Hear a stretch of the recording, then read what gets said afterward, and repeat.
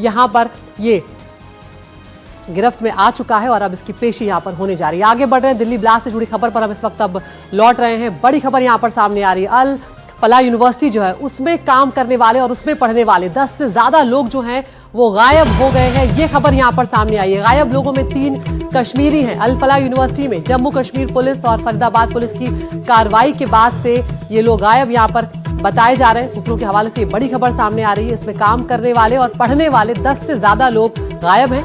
Jammu Kashmir police और Faridabad police जो है उसकी कार्रवाई के बाद से ये गायब बताए जा रहे हैं और इनके फोन भी स्विच ऑफ है। जांच एजेंसियां इन लोगों का पता लगाने की कोशिश कर रही है। शक है कि इनमें से कई लोग टेरर मॉड्यूल में शामिल हो सकते हैं। तो सभी गायब लोगों की लिस्ट जो है वो एजेंसियों ने अल फलाह यूनिवर्सिटी से ली है। जांच की जा रही है। चंदन भारद्वाज का हम रुख करेंगे जो लगातार इस खबर पर नजर बनाए हुए हैं। चंदन, ये बहुत बड़ी बात है, बहुत हैरान करने वाली बात है क्योंकि ये यूनिवर्सिटी जो है लगातार घेरे में आ गई है। सवालों के एक के बाद एक। इसके संस्थापक तक अब गिरफ्तार यहाँ पर हो चुके हैं और अब यहाँ पर 10 से ज्यादा लोग यहाँ पर काम करने वाले और पढ़ने वाले अगर गायब है, क्या डिटेल्स मिल रहे हैं, कब से ये लोग गायब हैं?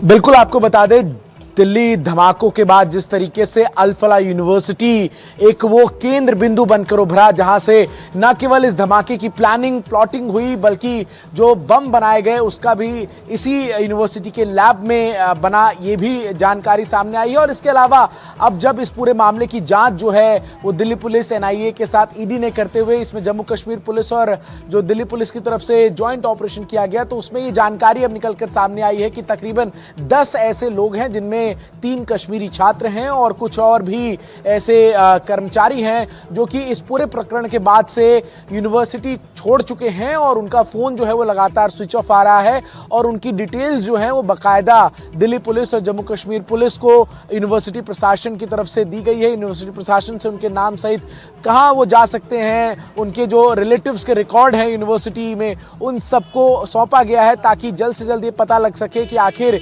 ये जो 10 लोग हैं जिनका कोई अता पता नहीं चल पा रहा है दिल्ली के धमाकों के बाद से, जब यूनिवर्सिटी के अंदर जांच के लिए जो पुलिस प्रशासन की टीम पहुंची है वो कहाँ है। वहीं दूसरी तरफ इस यूनिवर्सिटी के जो संस्थापक है जवाद अहमद सिद्दीकी, उनको हिरासत में कल रात लिया गया है और prevention of money laundering act के तहत कई ऐसे तो चंदन, यहाँ पर जो 10 लोग यहाँ पर गायब हुए हैं, क्या उनके नाम और डिटेल्स यहाँ पर एजेंसियों को मिल चुके हैं कि वो कौन कौन है, कहाँ के रहने वाले हैं?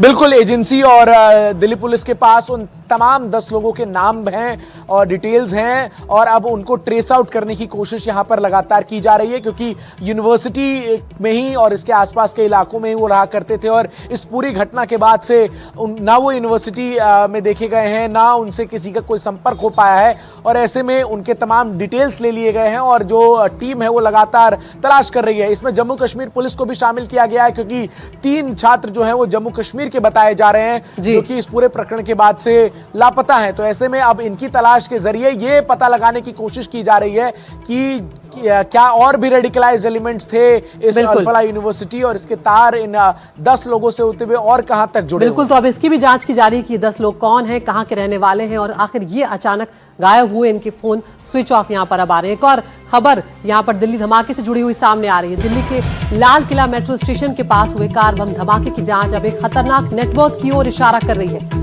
NIA और दिल्ली पुलिस की संयुक्त जांच में ये पता चला है कि ये वारदात किसी अकेले भटके हुए आतंकी का काम नहीं बल्कि पाकिस्तान से संचालित एक संगठित जैश-ए-मोहम्मद मॉड्यूल का हिस्सा थी। जांच में पता चला है कि इस केस में गिरफ्तार मौलवी इरफान पाकिस्तानी हैंडलर उमर बिन खाताब के सीधे संपर्क में था। यह भी पता चला है कि मौलवी इरफान जैश के आतंकियों के सीधे संपर्क में था।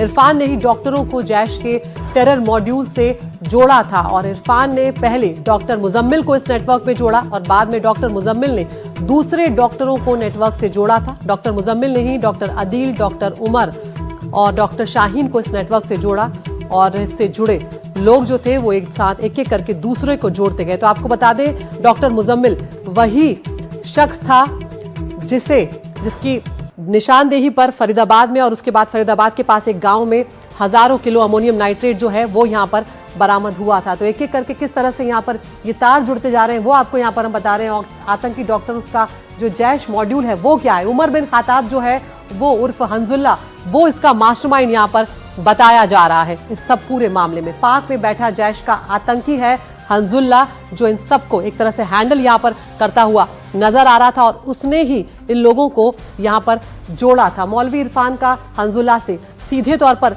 कनेक्शन यहाँ पर बताया जा रहा है और शोपिया से गिरफ्तार हुआ है मौलवी इरफान। आपको बता दें यहाँ पर डॉक्टर मुजम्मिल को शामिल करने में ही इरफान का हाथ था, यानी कि इरफान ने ही वाइट टेरर नेटवर्क जो है वो यहाँ पर तैयार किया था। जो मौलवी इरफान है उसने सबसे पहले डॉक्टर मुजम्मिल को यहाँ पर जोड़ा गया था इरफान के जरिए और फिर मुजम्मिल ने उमर, शाहीन और इस तरह से कई और लोगों को वो जोड़ता चला गया। डॉक्टर मुजम्मिल इन ऑपरेशन का एक तरह से हेड था यहाँ पर, जिसे इरफान ने जोड़ा था। मुजम्मिल ने डॉक्टर आदिल, उमर और डॉक्टर शाहीन जो महिला हैं उसे यहाँ पर जोड़ा था। नेटवर्क से जुड़े लोग दूसरे लोगों को एक एक करके यहाँ पर जोड़ते चले गए और इस तरह से ये डॉक्टर्स का जो एक तरह से मॉड्यूल है ये यहाँ पर सामने आया है। तो उमर बिन खत्ताब हंजुल्ला मौलवी इरफान से यहाँ पर उसका संबंध था और जैश के हैंडलर से सीधे तौर पर ये जुड़ा हुआ था। तो दिल्ली धमाके में हर पल नए खुलासे यहाँ पर हो रहे हैं और एक के बाद एक ये सामने आ रहा है कि ये साजिश या ये जो धमाका था ये अचानक हुई कोई चीज नहीं थी, एक बहुत बड़ी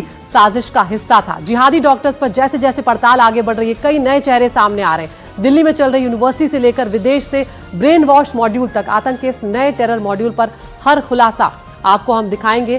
किस तरह से दिल्ली से देवबंद तक तार जो हैं वो यहाँ पर जुड़ते हुए नजर आ रहे हैं। दिल्ली से देवबंद तक तार, दिल्ली धमाके के कितने गुनहगार,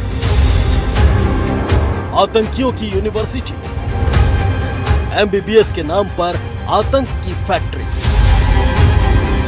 कश्मीर युवा टारगेट, एक्टिव आतंकी ब्रिगेड,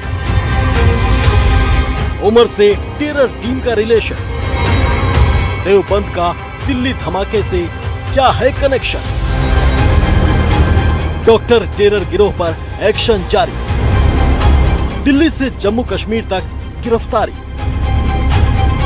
दिल्ली में धमाका, पाकिस्तान में बैठा आका, विदेश से ब्रेन वॉश का नया खुलासा।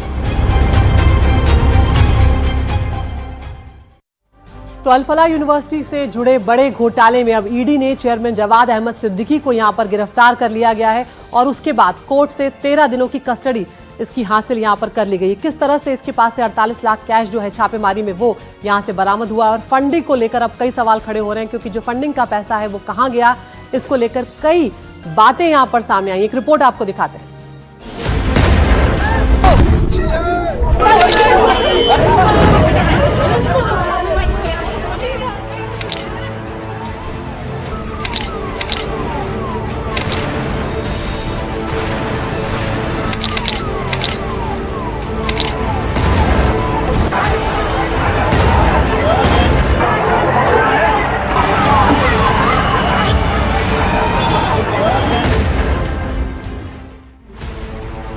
दिल्ली ब्लास्ट में नाम आने के बाद अल-फलाह ग्रुप के खिलाफ शिकंजा कसता जा रहा है। केंद्रीय प्रवर्तन निदेशालय ने मंगलवार को अल-फलाह ग्रुप के चेयरमैन जवाद अहमद सिद्दीकी को गिरफ्तार कर लिया। ईडी ने ये कार्रवाई मनी लॉन्ड्रिंग रोकथाम अधिनियम यानी पीएमएलए 2002 की धारा 19 के तहत की है।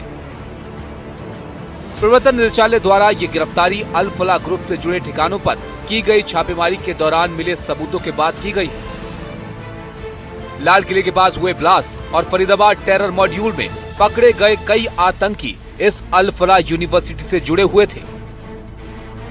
दिल्ली धमाकों के सिलसिले में ईडी ने अल-फलाह यूनिवर्सिटी और उसके चेयरमैन जवाद अहमद सिद्दीकी और दूसरे कई लोगों के घरों पर रेड की। इस रेड में 48 लाख रुपए नकद, कई डिजिटल डिवाइस और महत्वपूर्ण दस्तावेज जब्त किए गए हैं।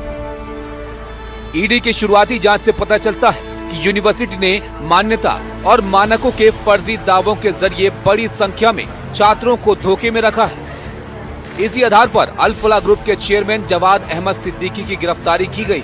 एजेंसी अब मनी लॉन्ड्रिंग के संभावित एंगल, फंड फ्लो और आर्थिक लाभ उठाने वाले व्यक्तियों की भूमिका की जांच कर रही है। अब तक की जांच में अल-फलाह यूनिवर्सिटी के अवैध खजाने को लेकर सनसनीखेज खुलासा हुआ है। सूत्रों के मुताबिक 2014-15 में यूनिवर्सिटी की कमाई करीब 31 करोड़ रुपए, 2015-16 में करीब 30 करोड़ से बढ़कर 2024-25 में 80 करोड़ रुपए तक पहुंच गई। अल फलाह यूनिवर्सिटी के संस्थापक जवाद अहमद सिद्दीकी को प्रवर्तन निदेशालय की टीम ने prevention of money laundering act के धाराओं के तहत हिरासत में लिया और 400 करोड़ से अधिक की वित्तीय अनियमितताओं की बात जो है वो सामने आई है।